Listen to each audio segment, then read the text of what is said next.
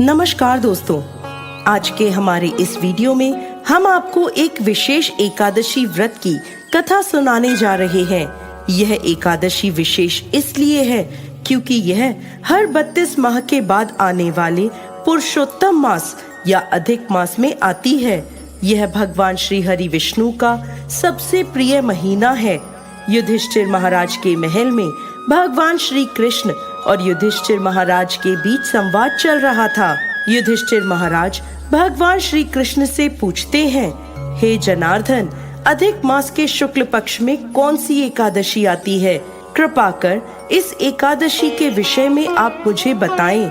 युधिष्ठिर महाराज का प्रश्न सुन भगवान श्री कृष्ण ने उत्तर दिया, हे राजन, अधिक मास के शुक्ल पक्ष में आने वाली अत्यंत दुर्लभ और परम कल्याणकारी एकादशी का नाम पद्मिनी एकादशी है।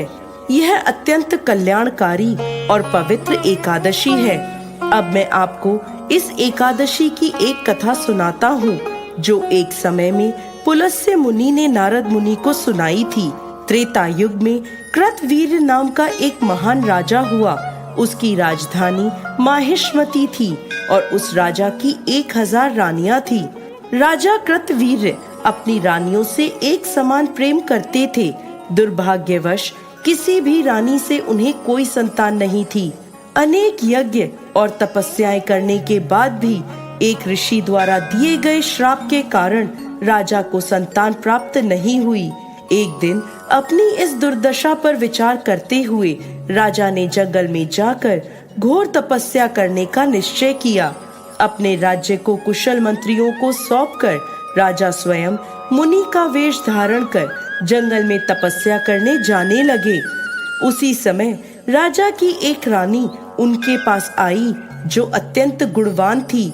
वह राजा हरिश्चंद्र की पुत्री थी और उसका नाम पद्मावती था। अपने पति को इस प्रकार जंगल में तपस्या करने जाता देख रानी पद्मावती बोली, मैं एक पतिव्रता स्त्री हूँ, इसलिए अपने पति के पद चिन्हों का अनुसरण करना मेरा एकमात्र कर्तव्य है। उन्होंने भी अपने राजसी आभूषण और वस्त्रों को त्याग दिया और राजा के साथ जंगल की ओर चली गई। राजा कृतवीर्य ने गंधमादन पर्वत पर पहुंचकर 10,000 सालों तक भगवान श्री कृष्ण की घोर तपस्या और आराधना करी। जब पद्मावती ने अपने पति को इस प्रकार घोर कष्ट में तपस्या करते हुए देखा तो उन्होंने इस समस्या का उपाय ढूंढने का निश्चय किया। इसके लिए रानी पद्मावती सीधी सती अनुसुईया के पास गईं और उनके पास जाकर प्रार्थना करने लगी, हे माता, मेरे प्रिय पति पिछले 10,000 सालों से भगवान नारायण की तपस्या कर रहे हैं, लेकिन अभी तक भगवान नारायण ने उन पर कृपा नहीं करी। कृपा कर आप मुझे कोई ऐसा उपाय बताएं जिसका पालन कर हम श्री हरि को अपनी भक्ति से प्रसन्न कर सकें और एक ऐसा पुत्र प्राप्त कर सकें जो समस्त विश्व का चक्रवर्ती सम्राट बने।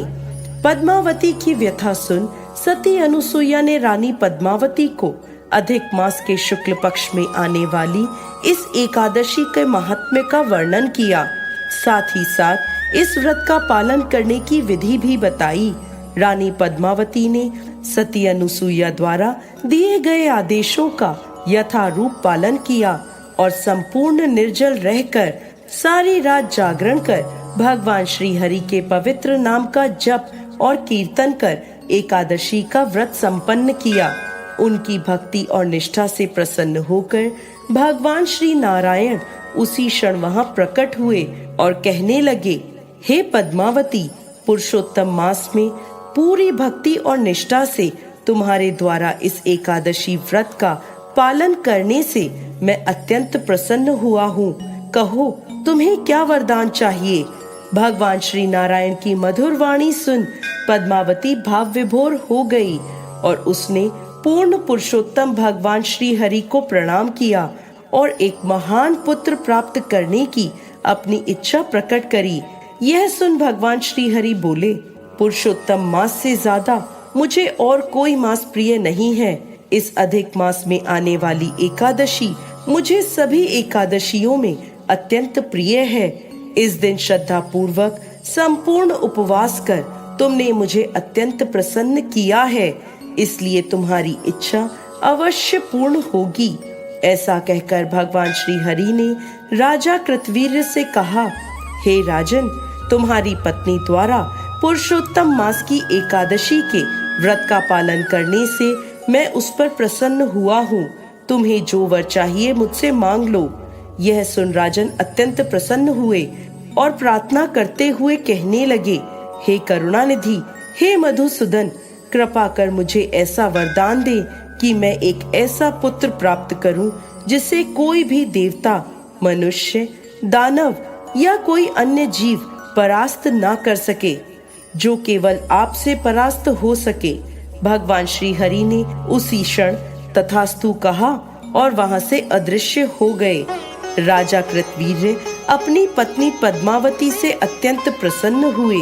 कुछ समय बाद रानी पद्मावती ने एक तेजस्वी पुत्र को जन्म दिया, जिसका नाम कृतवीर्य अर्जुन पड़ा।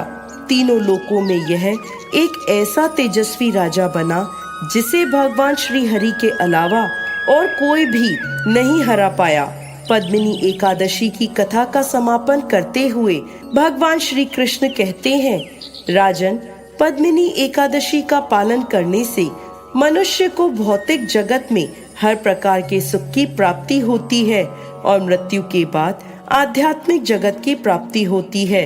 यह एकादशी अत्यंत कल्याणकारी है। जो व्यक्ति पूर्ण निष्ठा और श्रद्धा से इसका पालन करता है, वह निश्चित रूप से मृत्यु के बाद मेरे धाम वापस लौटता है, क्योंकि मनुष्य के पापों को दूर करने के लिए यह एकादशी मेरे ही समान है।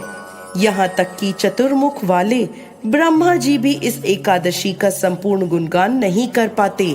जय श्री हरि विष्णु।